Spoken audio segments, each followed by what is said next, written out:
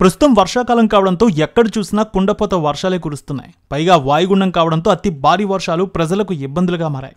Cyclone ప్రభావంతో 2 తెలుగు రాష్ట్రాల్లో వర్షాల అలజడి క్రియేట్ అయింది. ఈ భారీ వర్షాల కారణంగా జనాలు ఎంతగానో సతమతమవుతున్నారు. ముఖ్యంగా బంగాళాఖాతానికి దగ్గరగా ఉన్న 2 తెలుగు రాష్ట్రాలు కూడా వర్షం దాటికి అల్లకల్లోలమయ్యాయి.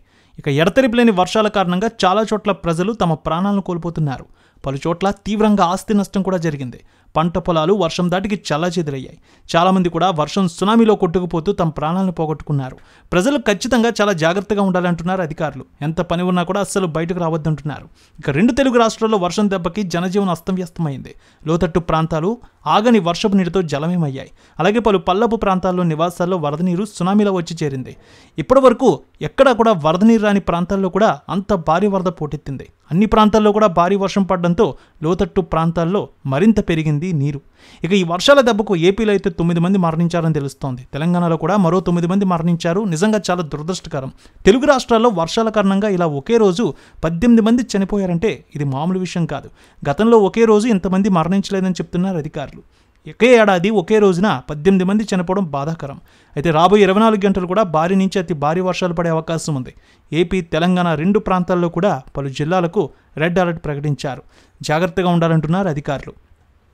ఇక తెలుగు రాష్ట్రాల్లో అయితే రైలు రవాణా స్తంభించిపోయిందనే చెప్పాలి భారీ వర్షాలకి. ముఖ్యంగా వరంగల్ జిల్లా కే సముద్రం ప్రాంతంలో రైల్వే ట్రాక్ దెబ్బతినడంతో రైళ్ల రాకపోకలు నిలిచిపోయాయి. కే సముద్రంలో రైల్వే ట్రాక్ కింద దిమ్మలన్నీ కొట్టుకుపోయి ట్రాక్ గాల్లో వేలాడుతోంది. మార్గంలో 2 వైపులా ట్రాక్ దెబ్బతింది. భారీ వర్షాలతో విజయవాడ నగరం నదిని తలపిస్తోంది. 50 ఏళ్లలో ఎన్నడూ రానంత వరద బుడమేరు పరిసర ప్రాంతాలు, గ్రామాలు కూడా జలదిగ్బంధంలోకి వెళ్ళిపోయాయి. ముంపు బాధితులను ఆదుకునేందుకు ప్రభుత్వ యంత్రాంగం ప్రయత్నాలు చేస్తోంది. సీఎం చంద్రబాబు నేరుగా రంగంలోకి దిగారు. మంత్రులు, అధికారులు ఎప్పటికప్పుడు ఆదేశాలు ఇస్తూ ఉన్నారు. ఇక వరద పరిస్థితిని ఎప్పటికప్పుడు ఆరా తీస్తూ సహాయక చర్యలు కూడా పర్యవేక్షిస్తున్నారు చంద్రబాబు. స్వయంగా తానే గ్రౌండ్లో పర్యటిస్తున్నారు. ముంపు బాధితులకు అండగా ఉండే ప్రయత్నం కూడా చేస్తున్నారు. లక్షలాది మందికి అన్నాన్ని అందిస్తూ ఉన్నారు. భోజన సౌకర్యాలు కల్పిస్తూ ఉన్నారు. ఇక వరద తీవ్రంగా ఉన్న ప్రాంతాల్లో బోట్లలో ఆయనే తిరుగుతూ ఉన్నారు. బాధితులతో మాట్లాడి భరోసా కల్పించే ప్రయత్నాలు చేస్తున్నారు. ఆహారంతో పాటు వస్తువులు, దుస్తులు కూడా అందిస్తూ ఉన్నారు. రేణుక ఎల్లమ్మ తల్లి ఆశీస్సులతో ఫోన్ ద్వారా జ్యోతిష్యం చెప్పబడును. గురూజీ శ్రీనివాసరాజు. జ్యోతిష్యంలో అపారమైన అనుభవం ఉన్న గురువు గారు మీకు ఏ సమస్య ఉన్నా పరిష్కారం చూపుతారు. ప్రేమ, పెళ్లి, విదేశీయానం, ఆరోగ్య సమస్యలు, ఆర్థిక ఇబ్బందులు, వాస్తు, దాంపత్య సమస్యలు, కుటుంబ కలహాలు, వ్యాపార సమస్యలు, ఇలా అన్నింటికీ పరిష్కారం చూపబడును.